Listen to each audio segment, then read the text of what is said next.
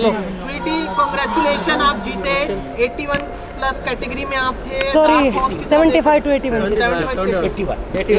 Dark horse की category में थे।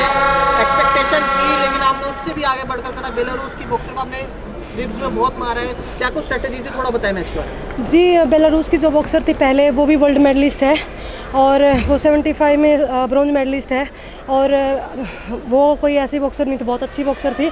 तो मुझे ये था कि जैसे मैं भी अपर कट ज़्यादा मारती हूँ, मेरी पॉजिटिव पॉइंट है, तो उसका भी सेम ही यही था। मुझे पता था कि मुझे लास्ट तक बहुत लड़ना पड़ेगा, क्योंकि ऐसे नहीं है कि 2 राउंड मैंने खेल लिए तो वो मुझे छोड़ देगी, क्योंकि मैंने उसका गेम देखा है।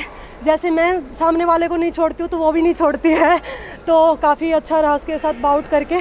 और मैंने लास्ट राउंड में मैं थोड़ा सा थका हुआ महसूस कर रही थी, लेकिन यह ऑडियंस इतना चिल्ला रही थी।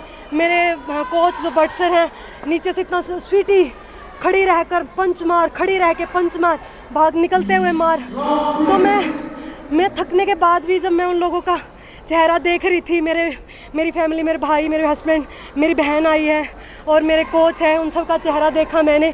हमारे अजय सर हैं जो BFI के प्रेसिडेंट हैं, तो उन सबको मुझसे बहुत ज़्यादा उम्मीदें थी और मुझे ये था कि नहीं, मुझे रुकना नहीं है। अगर मैं थक भी गई हूँ तो मुझे उन सब के लिए मारना है और मुझे जीतना है।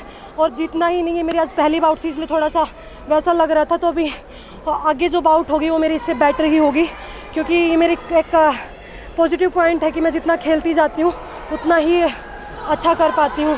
सो मुझे बहुत अच्छा लग रहा है कि क्राउड यहाँ आई हुई है और हमें सपोर्ट कर रही है। तो मैं सब लोगों को ये बोलूँगी, ज़्यादा से ज़्यादा लोग आएँ और मुझे सपोर्ट करें।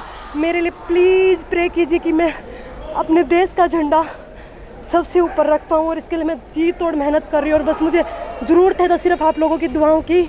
सो प्लीज़ मेरे लिए दुआएं कीजिए कि मैं गोल्ड मेडल जीतूँ। Thank you. नवरात्र भी शुरू हो गया, तो मैं माता रानी को बहुत मानती हूँ। तो मुझे यह था कि मेरी बाउट नवरात्रों में स्टार्ट होगी, तो डेफिनेटली माता रानी ने मेरे लिए बहुत अच्छा सोचा होगा और बहुत अच्छा होगा, क्योंकि मेरे ईस्ट वही है माता रानी। तो मुझे बहुत अच्छा लग रहा है और मुझे पता है कि उसने मुझे यहाँ तक पहुँचा है तो वो मुझे गोल्ड मेडल तक भी लेकर जाएगी। लास्ट 16 को शुरू हुआ कंपटीशन, 22 को लड़ी। इस दौरान कैसे वक्त कटा, इंतजार किया, बाउट देखा, कैसे क्या कुछ रहा है? देखिए कि इंतज़ार तो बहुत करना पड़ता है और बोरिंग भी लगता है। और मुझे पहली बार ऐसा हुआ कि मुझे बाई मिली है, वरना मुझे बाई मिलती ही नहीं थी। तो मुझे जितने छोटे वेट्स की बाउट होती उतनी बाउट मेरी हमेशा से होती थी, और पहली बार ऐसा हुआ कि मेरी बाउट थोड़ा लेट स्टार्ट हुई है। मेरे से बड़े वेट वालों की बाउट मेरे से पहले होगी, क्योंकि उन लोगों को क्या उनका शेड्यूल ऐसा बना गया कि उनकी पहले आउट हो जाती है। तो फिर ये जो इंतज़ार था काफ़ी बोरिंग रहता है, लेकिन बहुत फोकस्ड रहना पड़ता है। और हम एक्स्ट्रा काम भी नहीं कर सकते कि बॉडी थक जाए, और कम भी नहीं कर सकते कि कहीं हम ना थक जाए, है ना। तो फिर बहुत संभल कर ये काम करना पड़ता है। और इसके ऊपर हमारे भास्कर सर ने बहुत काम किया। मैं भट्ट सर को बहुत बोलना चाहूँगी, क्योंकि पीछे भी एशियन के टाइम भी इन्होंने हमें कि अटैक स्वीटी, तेरा जो बेस्ट पॉजिटिव पॉइंट है वो अटैक है, तो तुम उसके ऊपर खेलना। और मैं वो खेली।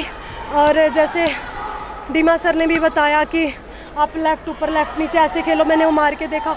तो उस टाइम क्या कि कुछ बॉक्सर के ऊपर अप्लाई नहीं हो तो कुछ के साथ अप्लाई था, क्योंकि उसकी हाइट और मेरे पंच उससे ज़्यादा लंबे थे, तो काम नहीं कर रहा था, क्योंकि मैं ज़्यादा झुकी जा रही थी नीचे मारने के चक्कर में। तो फिर मैंने क्या फर्स्ट अटैक ही खेलना अच्छा समझा उसके लिए, और बाद में निकलते मारना। Thank you.